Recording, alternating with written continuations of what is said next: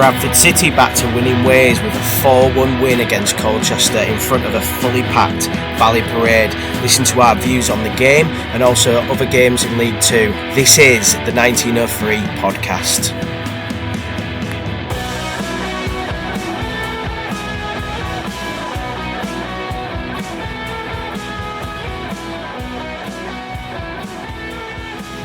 Welcome back to the 1903. What a day! I'm joined by Chris and Ewan. Welcome, gents. Yesterday, that was something special.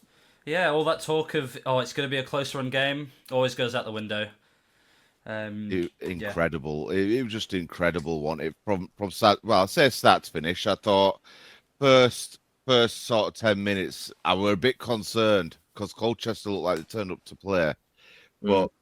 Like I said in last pod, because they turned up to play, we found a way to break them down. They didn't just sit on low block with 11 men behind ball all game. So I think that worked in our favour. But boys, what were your thoughts on it? Like, where are we at? Yeah, I think you're right. I think we did mention that if they come and try and attack us and they try and play at us, we've got a good chance of a victory. As you mentioned, the first 10 minutes were very, very worrying. I felt that, I think that if they'd have scored an early goal, I think it might have been a lot more troublesome than we expected. But they came out after 10 minutes. I thought we played really well. I genuinely cannot think of a player who played badly yesterday. The link-up play between Lapsley and Halliday, the link-up play between Wright and Teo. Across the pitch as well, everyone put their, had their performance yesterday, and it was just a real joy to behold. My favourite game of the season so far. Yeah. I'd agree. Only thing I will say is that you mentioned obviously how the atmosphere might have taken a hit if they'd scored an early goal. Equally, the atmosphere could have taken a hit if maybe, for example, they'd equalised 4 minutes after we scored, and it could have gone either way. We've already sort of touched on their own sort of private talking about the invisible save that Sam Walker made that was tipped round the post that was given as a goal kick as sort of a huge, massive turning point in the game. But yeah, the equaliser could have easily upset our momentum, but no, there seemed to be no stopping us yesterday. No, I thought to a man. And again, going back to what I was saying last week as well, where I was a bit concerned whether Keller would be trusted to run that midfield in the sort of like Pat-O-esque way to allow Smallwood to be Smallwood and do Smallwood things. And he was trusted yesterday, and he did so well in that role, and it allowed Smallwood to do Smallwood things, and everything just seemed to work perfectly. It's like for the first time in a long time, I think I saw a City side that didn't get scared by a big crowd. Yeah, it was definitely Keller's best performance in a Bradford shirt so far. I think we've seen glimpses of it, but that was definitely him in full swing, proving how vital he is to our play going forward and how expansive his play can really be. Obviously got an assist for Cav's second goal and just looked really, lively going forward right the way through the game. Is that the reignition then for Cavs at City? Or is it a one-off? That's my worry. Like, well, this a one-off? No, I think for a striker with his work rate, there's always going to be a place. I know obviously there's been questions about his work rate recently because there was a sort of argument that you might have thrown all his toys out the pram with the arrival of Mellon. But credit to him, obviously he's come back into the side with injuries, and he seems to have put a bit more of a shift in and proved that he wants to be part of this team. And you can't fault him for 2 goals yesterday. Just long may that can continue. It's good to have players that fight for these positions in the team.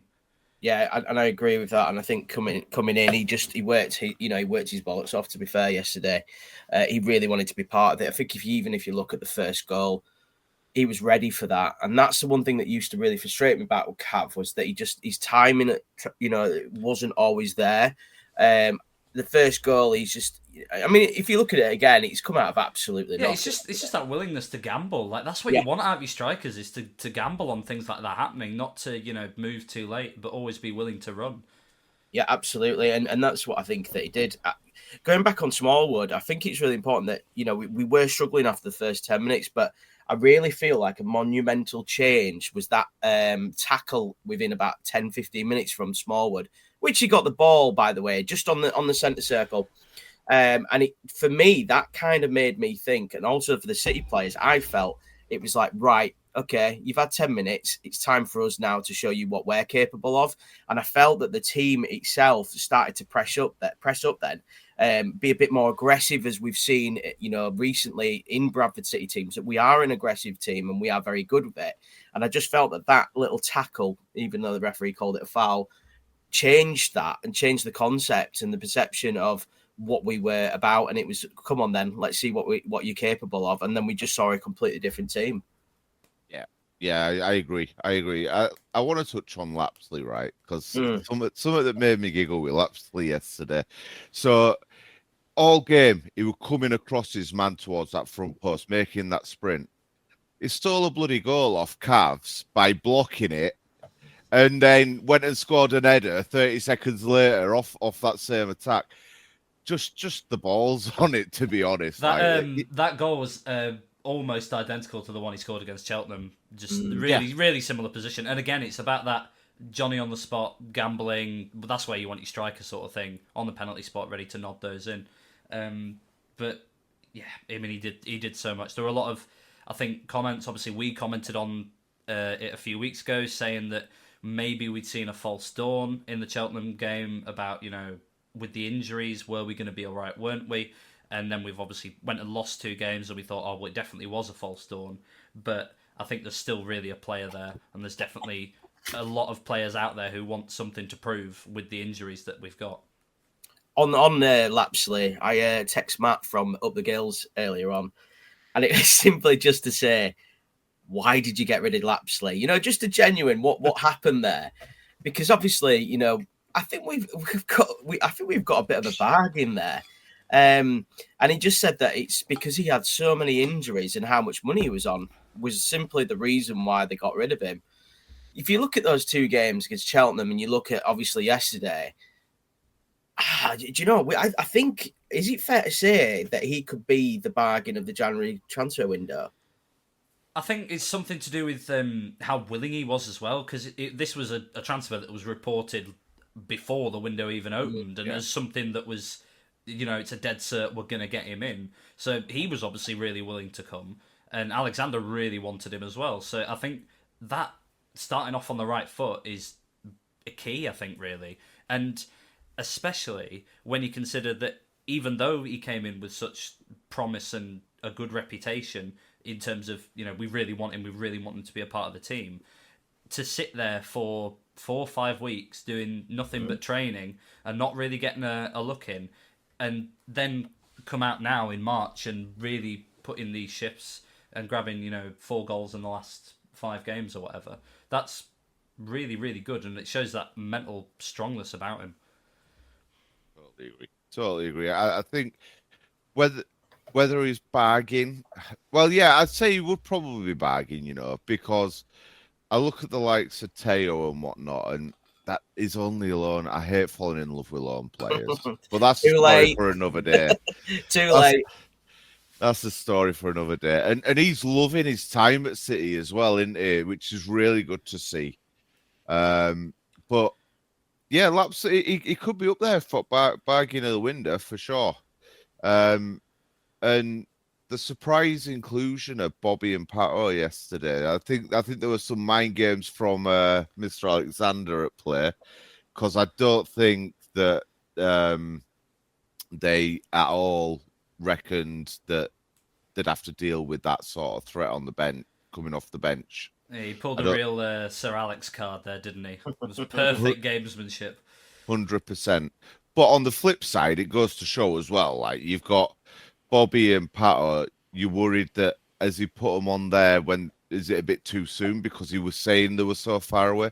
But the fact that he still threw them both on when we were in quite a comfortable position means they are ready to go. So I think we're good for them for rest of running. What are you reckoning? Are they there, or do you think they need a couple of weeks on bench still? Yeah, I absolutely agree, because why would you bring them on at 4-1? Yeah. That's such it's such a weird move to make if they weren't ready, unless he thought he was going to get something out of the crowd from bringing them on. But I think people will only take that as they are ready, because, like I say, why would you bring them on at 4-1 unless there was seriously some stamina issues going on the pitch and you just needed to get someone on. But again, you read into it so much. The surface level interpretation is, yeah, they are ready. So we can expect those back and fit, I think, for the next game. Yeah, I think it was mind games. Totally did. I think if I'm right, Graham Alexander said after the game it was a bit of a surprise for the fans. We just want to see these lads back, don't we? I saw Sarcevic outside the ground before the game. I didn't go up to him. I was going to ask him how he was, but he was probably not going to tell me anything anyway. But it's great, isn't it? Great to have these two lads back. I could not wait until 2:00 until the squads came out, and then just to see that they were back in the team, and Yeah. all of a sudden your confidence just changes. Because I mean, I've said it on here in the last two episodes that I'm really worried about us going forwards without those players. But let's tell you what's the great thing about it is that they're not just going to walk back into this team after that performance. And isn't that what we want as well? We need that, that they're going to have to try and get their places back, especially with how the team performed. I'm looking at Tyreek Wright here. I thought Tyreek was phenomenal on Saturday. Look in his proper position. Battled really, really, really hard. Won the ball back in areas he shouldn't have won the ball back. Constant running. I thought Tyreek. I think that was probably his best game since Accrington Stanley last year when he scored 2 goals in the first half. My only concern with him would be that we haven't seen enough of those performances to warrant him staying in the team. So I wouldn't be surprised if next week at Stanley we see him start, but maybe going forward, thinking about the Port Vale game coming up away in midweek, that we might see Poynton come back in for that match. But is it fair to say he hasn't been playing in his favourite position, has he? Yeah, definitely, yeah.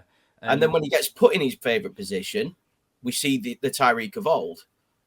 Yeah, I think you've got to be adaptable, don't you? You've got if I'm a professional footballer, you're going to be asked to do things in any job. You're going to be asked to do things that you maybe not as comfortable with, but you have to learn and adapt to your surroundings. And we all know he's not a defender, but I don't think he was terrible at wing back. He kind of adapted, but I see what you mean about he's playing in his preferred position. But surely that shouldn't make a difference. If you're in the team, you should be putting that sort of effort in every time, regardless. I mean, I suppose it's a nature versus nurture sort of comment where we know he's not a wing back. He doesn't have that defensive quality about him. Maybe just yet. We've seen. I mean, a great example of that sort of transformation is Gilead when he was here. That he started off in a proper attacking wide position, then sort of was shifted further back into central midfield, and then at the back end of his last season, we saw him playing at wing back as well, and he looked really comfortable there. But I don't think Wright is in that stage of his career yet. I still think he's still got a lot to offer going forward, as we saw on Saturday. Yeah, absolutely. So what are we thinking then? Is we obviously had the 2 defeats prior, and the performances weren't the best. We struggled to break down these quite defensive sides. Is yesterday's result a one-off, or is it back to business? This is it now. We're gonna be hitting the ground running, because we're coming up. The matches that we've got left, they're against the bigger sides. They should be against teams that are going to be open and want to play football. So should we expect more of this, or are we going to be looking over our shoulders still a bit worried and nervous? For me, I think you touched on it briefly, Chris, at sort of about 5 minutes ago when you said that, it worries me we don't offer too much going forward. We've just scored 4 against one of the teams, one of the best teams defensively in this league, without having Bobby, Pato, Sarcevic, even Cook, you could say, on the pitch. So for me, I think it's a real statement win. This was the moment for us to say, right, well, are we serious, or are we going to start falling off? And I think we definitely rose to the occasion. And it really does show that I think every game now will be like that. We've got to rise to it, regardless of how many fans we get to the games. We've got to just rise up to the occasion. Yeah, I completely agree with that. I think that, we've got to give Colchester the absolute massive respect. They have been the form team in this league. They'd only lost once. I think it was 4th of January was their last loss. And their fans were incredibly excited for Saturday, felt that they were going to do something against us. They are a very good side. Do I still think that they're going to be automatic promotion? I'm not too sure now. I think they might have left it a little bit too late. I think that they probably win the playoffs. I think they're a great... Do you know what? I actually felt watching them that they are a good... You can see what ability they've got. They had, Lyle Taylor, whenever he got the ball, you were like, we're in big trouble here. And you could see that they have got the quality in there. They've Jack Payne with his shot from 30 yards out, I thought was... it would have been typical for Jack to score against us because he loves scoring against Bradford. But you're absolutely right. I'm not concerned. I feel that Accrington, we should win. We should beat them. We have got a really, really difficult run-in for the end of the season. There are some big games that we've got to play yet. But the games against kind of teams, without being disrespectful, I think, with Accrington, we've got to be winning that. I think Swindon, we've got to be looking at getting some points. Fleetwood, you'd hope that we're going to get some points, of course, as well on the last day of the season. I just feel that everything gelled yesterday. And as you alluded to, Andy, earlier on, they didn't hide, they didn't shirk in front of all the fans. We haven't seen that very often from a Bradford team because they do shirk. They do, apart from I can probably look at maybe 2015, 2013, they do find it difficult to play under a crowd. I felt that they really, really embraced that yesterday. And I think that maybe in some ways Colchester struggled with that, and that's great to see. And that's obviously the work that Graham Alexander's doing with this team on a constant basis. Yeah, that's something that I had a read up on Danny Cowley's post-match interview afterwards. He was full of praise for how we went about ourselves, and he was impressed at how we handled the big crowd, and he admitted as well he thought his boys were a bit like, whoa, shit, like, it's a big thing, and it's not very often that you get away fans and managers at the alike complimenting us, saying, like, I was going through Twitter last night and I had a cheeky look on Colchester tag and best side we've played all season. They're winning the title. And like when other teams are believing that, if other teams are thinking that, surely we've got to be up there, don't we? Well, I think it's a bigger fish to fry sort of comment because it's. I know I'm going to eat my words here, but it's almost a free hit coming to Valley Parade at the moment. In the sense that, okay, we got humbled, but we need to move on. There's bigger things for us to do. And absolutely for Colchester, there is. Yeah. They still have only, regardless of their last result, they've still only lost, once since January 4th now. So that's massive. And they won't want to dwell on a 4-1 defeat where, yes, they were humbled, but they won't want to dwell on that. In the same way that when Cheltenham came here, they offered even less than Colchester did, and again the reaction was the same. They're definitely going up. The fans were really good, and the players just swept them aside. But that's the momentum, I suppose, that we've got at the moment, and long may that continue.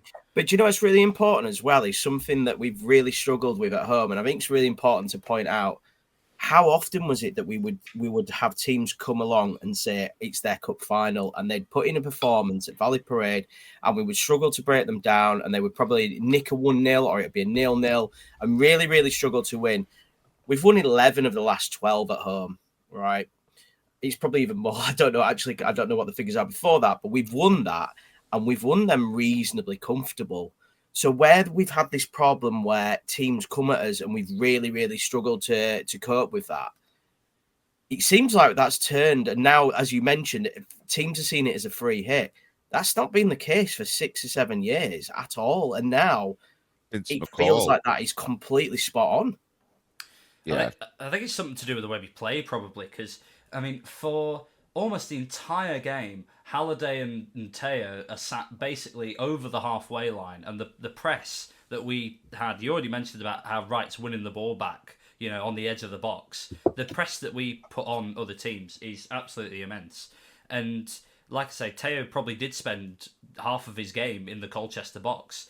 And the second goal that we scored, Lapsley first, absolutely brilliant, because yes, we fumble that first chance and Lapsley gets in Cav's way, but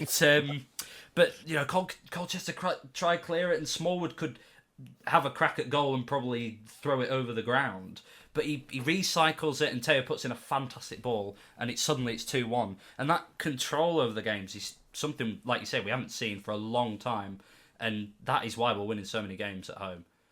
It is amazing. And just before we do move on, it's nice to see the old girls so full and loud, wasn't it? Make that every game. That atmosphere, gents. Yeah. Do you know what? Being in that TL Dallas for the first time, I'm so glad I sat in there for that game. Just being able to embrace it and just take it all in. And, the flags, the flag display, the scarves display. I was so proud. And all I could keep thinking was, I can't believe we're in League Two.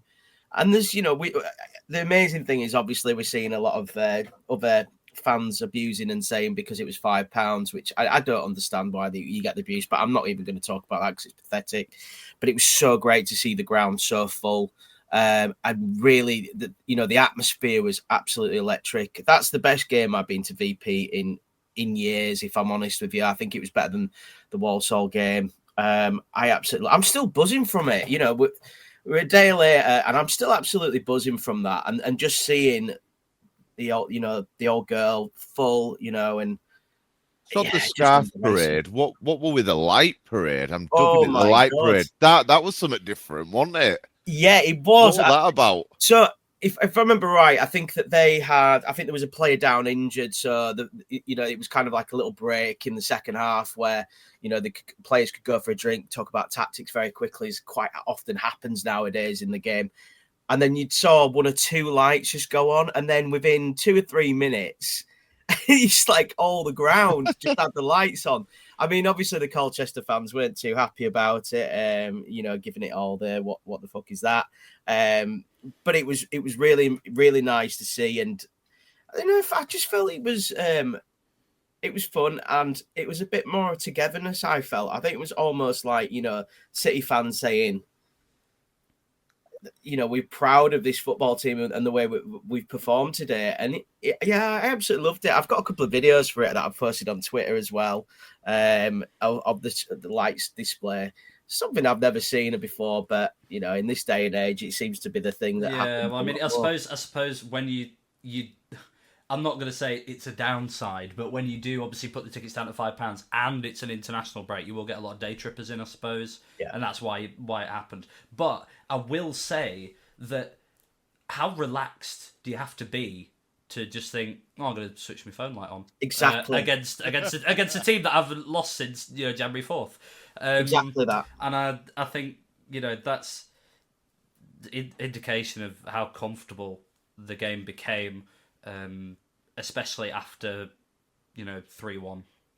What a game though! For some of those fans that it might have been the first time to a live football match, let alone City. Like, what a game for them! They'll have definitely hooked some small children for life during that game. 100%. Like it was just one of them games. It's more servitude, isn't it? Yeah. More of a chore. Season ticket and away you go. I was sat next to an old chap who brought his grandkids with him, and it was their first game yesterday, and they were absolutely loving it and getting so involved with it. And it's often you think back to your first moment as a fan, and when you first became a fan, and when you were in that ground for the first time. There's nothing better. I still remember my first moment when Chris Waddle scored a goal in his home debut in 1996. I can still see it to this day. And it's so nice to have. I saw something, someone was posting that the club shop after the game was absolutely rammed, and he was talking to a family who aren't Bradford City fans, but they bought the kids a shirt. It's little things like that that's going to, hopefully increase the supporter base, and also the pride of being in Bradford, man. This is it. And we should be proud of Bradford. And I think yesterday absolutely was so proud of Bradford, proud of everything. And also, let's face it, let's give the people in charge of the club their kudos yesterday, because they didn't have to do the £5. They did. And you know what? I think it was an absolute winner. I cannot think of anything that was bad about yesterday whatsoever. Yeah, absolutely. And another great thing about yesterday was some of the results elsewhere around the grounds. So obviously we had the early kick-off, Notts County failing to pick up anything against Crewe, 0-0 draw that one. And then Wimbledon dropping 2 points against Barrow, very late equaliser there, I think 90+6 that was. Yeah. And we also saw Walsall obviously not picking up anything against Gillingham, 0-0 draw that one as well. Only result that really went, well, wouldn't say against us, but Port Vale beating Morecambe. But I think the big one in there obviously is Walsall dropping more points, and that's now no wins in 6 for them. Is that what it is? Yeah, no wins in 6. I'd be worried. I'd be worried if I were them. Yeah. I'd be worried that they could drop. Four draws and 2 losses. 2 draws in a row now. And they've got some very, very big games, if I remember rightly, coming up. I think they've got to play Port Vale. I definitely know that. Next Saturday, they've got Wimbledon at home. And then the game after that, they've got Doncaster away and then Port Vale at home. So that is a huge 2 weeks for them. Doncaster in midweek is going to be a doozy. And end of that 2 weeks, they could find themselves stuck in a playoff battle. I think it's going to quite happen. Easily. Yeah. You never know, because it's a worry, isn't it, for them? They must be shitting themselves, bless them. Yeah. But they're still odds-on favourite to win the league, right? I saw that. I think that's very weird at this point. If you look at the form table, that's ridiculous. Yeah, I think we're 3-1. Yeah, they're bottom at form table. They are currently the worst team in the division based on last 5 games. Wow. Yeah. Let me double check before someone calls me out on it. But whilst last five, they're slap bang bottom. 3 points, -3 goal difference.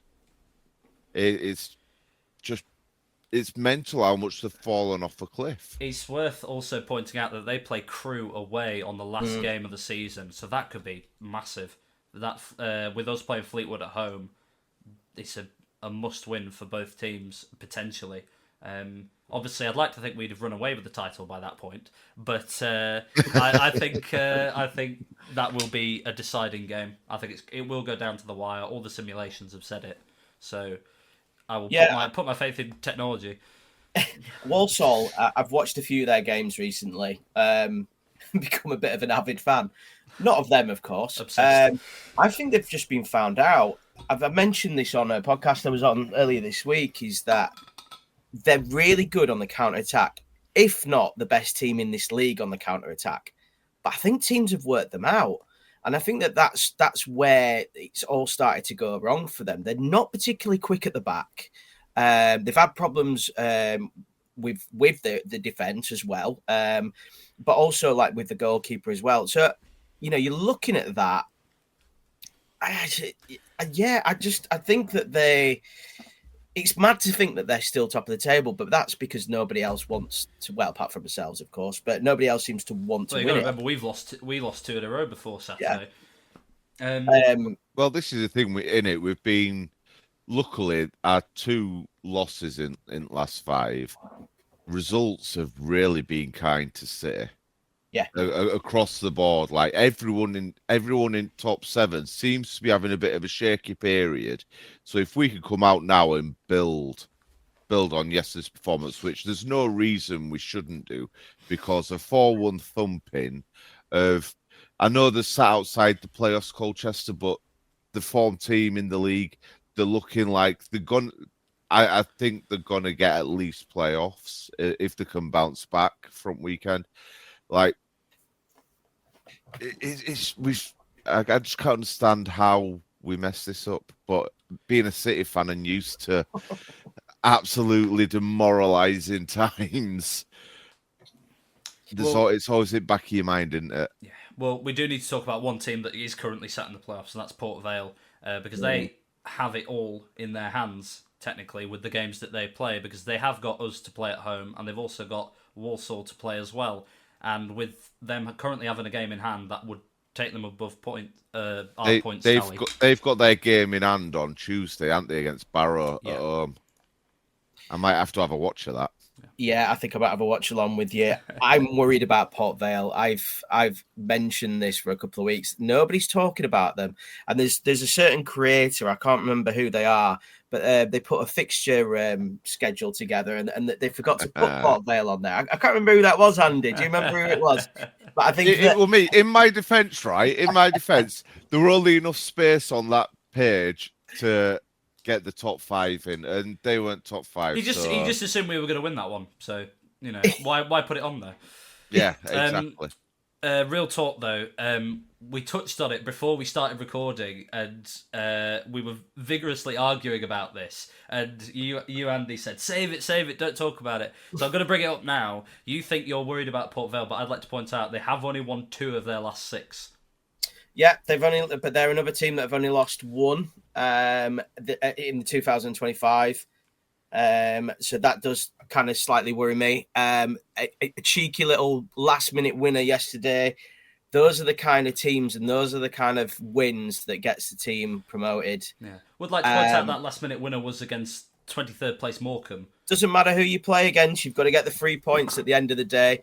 And I think the Port Vale fans, the confidence is growing. I've seen it on Twitter at the moment where their confidence is really starting to rise, and they're starting to think that actually maybe they're going to win the league, which is what they're saying. I think their running is harder than ours though, because we've got to play Chesterfield, Notts County. We've also got to play them, obviously, but they've got.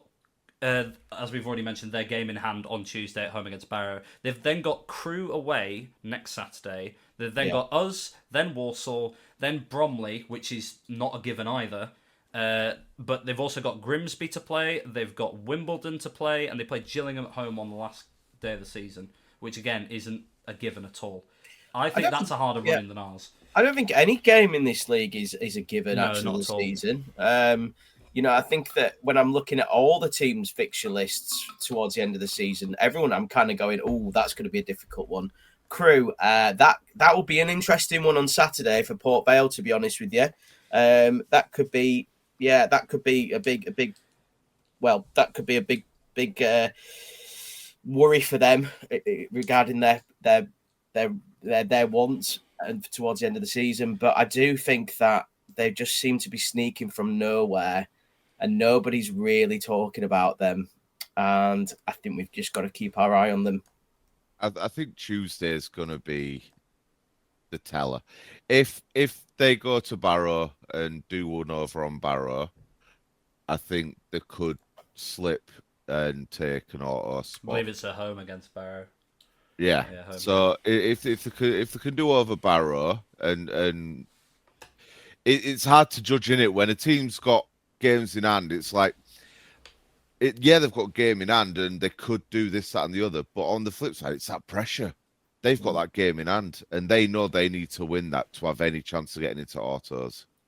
Because without winning that, I don't think they make it in. Yeah, well, it is like you said about the 90th minute winner against Morecambe. It is those games that you do have to win you have to grind out results. How many times have we seen Bradford grind out results in the middle of the season this year? But like I say, I think they have got a lot of big games. Well, we do digress, gents. I think that's a good look at what's around the corner for everyone. Let's move on to next week. Another big game. Every game's a cup final for me now. Aki Stanley. Yeah, I don't think they've got out to play for, really. It's a really weird one because I want to briefly touch on the attendance. And I know that's a bit of a weird one to start with, but you've just mentioned that, you think they've got nothing to play for. And they've given us not one, not two, but 3 extra allocations. So do you think that's going to be a factor in the match? No.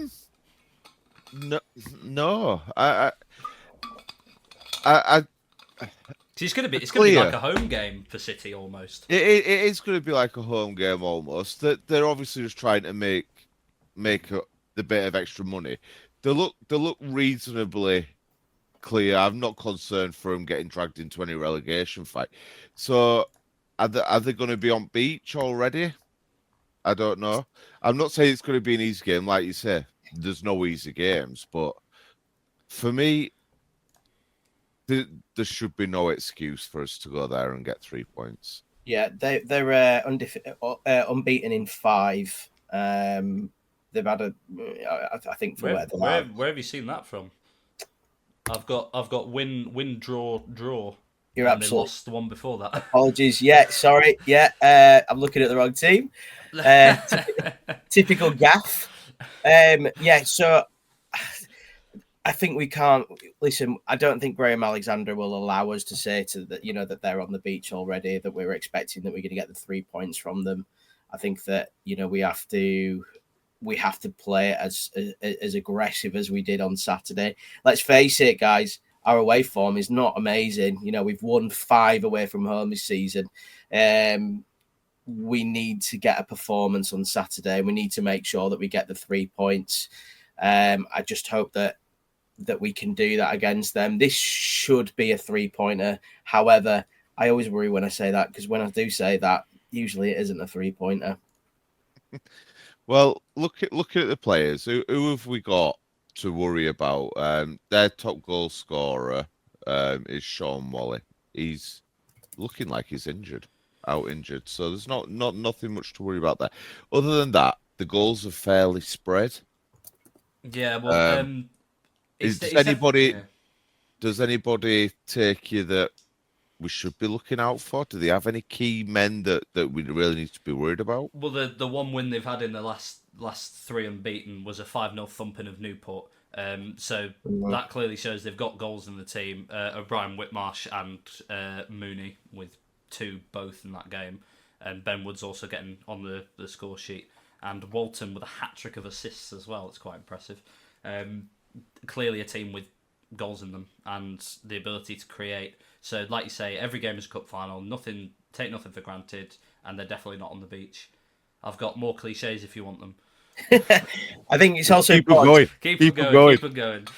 I think also the fact that they've got Donald Love as well. He's I think he's the top yellow cards in the league this season so far. That's a great stat. So I think he's got. I think it might be 13. He's got. It's either 12 or 13. I saw that earlier on. Donald Love has kind of been around for quite a while. He's a good defender, but hopefully it might be worth putting a little dabble on him getting a yellow card on the Saturday if he starts. Yeah. So, but yeah, listen, they're Accrington Stanley. It's just what they do, isn't it? They're a frustrating team at times. I just hope we can get on top of them very, very early on. I think if we score early on, I keep saying this, it seems to be my thing now. If we score early on, I think we score a few. I think it could be. Go on then, score prediction. I'm going to go 4-0. That's so confident. That's too... I agree. I know. I agree. We should be beating them, but 4-0. That's a push, especially. I think we beat them 3-0 about this time last season. So I'm gonna go 3-0. I'm gonna go one less, which I think is slightly less. I'm getting the abuse. Well, that one extra goal. Okay. That one extra goal is massive. That I, huge. I'm gonna go. I'm gonna go 1-0. We should beat them comfortably, but I do think that they'll keep us cagey. They'll play cagey, and we'll struggle to break them down. Saying that, if Pato and Bobby end up starting, it could be a totally different gravy. You're Well, talking 2 or there's 3. another prediction for you. Do you think they will? Because No. I don't think they will either. No, I think. I think Graham. I think that's something Graham's done really, really well this season. Is when he's bringing players back, he's not throwing them in. He's giving them time to try and stop these recurring injuries, and I think it's worked on the most part. I mean, Pato didn't get injured; he had appendicitis for Christ's sake. Like, you know what I mean? And I think that's the first significant time that Bobby's been out all season as well. So when he's bringing players back, he is edging them into it. So I don't think they'll start. Like we've already touched on as well. Wright and Keller have definitely done nothing wrong to deserve being thrown out off the back of the Colchester game. Keller especially.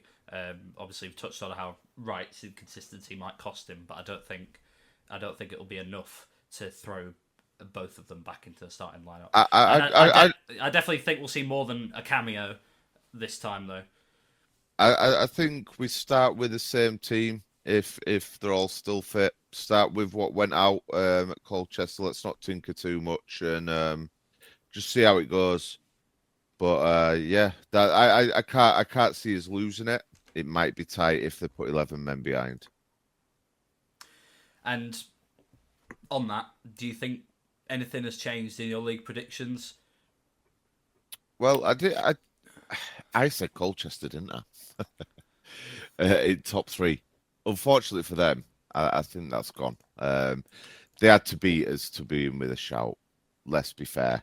I mean, they're still only 1 point behind Grimsby. I wouldn't write them off. Playoffs, I reckon they're going to be in playoff mix and potential playoff victors, but I think they're not going to quite make the autos. I don't think Port Vale are going to make autos as well. You don't think?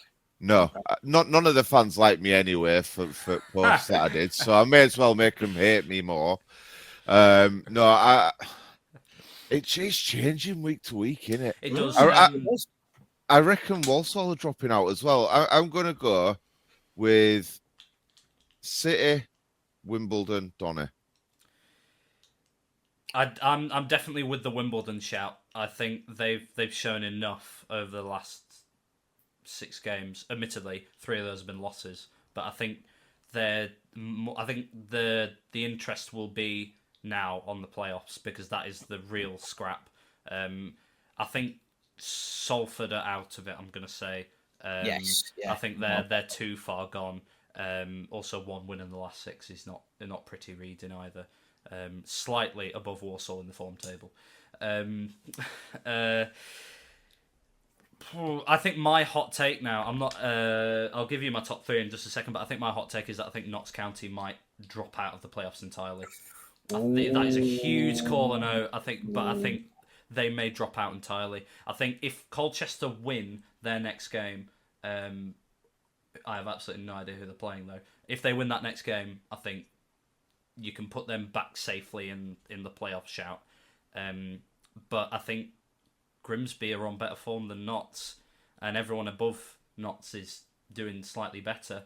And they had a frustrating game in the early kickoff against Crewe with a couple of close penalty shouts, but struggled to create, and that's a big thing going forward. Christopher, what we're saying? I think that's interesting, but talking to Notts County fans at the moment, they're not confident at all. They're very, very worried. And I have also heard from a couple of county fans say the exact same thing as Ewan just said. My top 3, I'm going City. We're going to win the league. And I'm going Port Vale, Wimbledon. That's a big shout. I didn't give mine, but I think we'll make it a hat trick of City winning the title. There's nothing like a self-indulgent podcast. And I will say, I will stick by my guns and say Walsall are going to drop into the playoffs. So I'm going to go Bradford, Wimbledon Donny. Oh, same. Well, on that, I think we'll end it there, gents. It's been a pleasure, as always, talking to you both. Join us again for the 1903 next week. See you soon.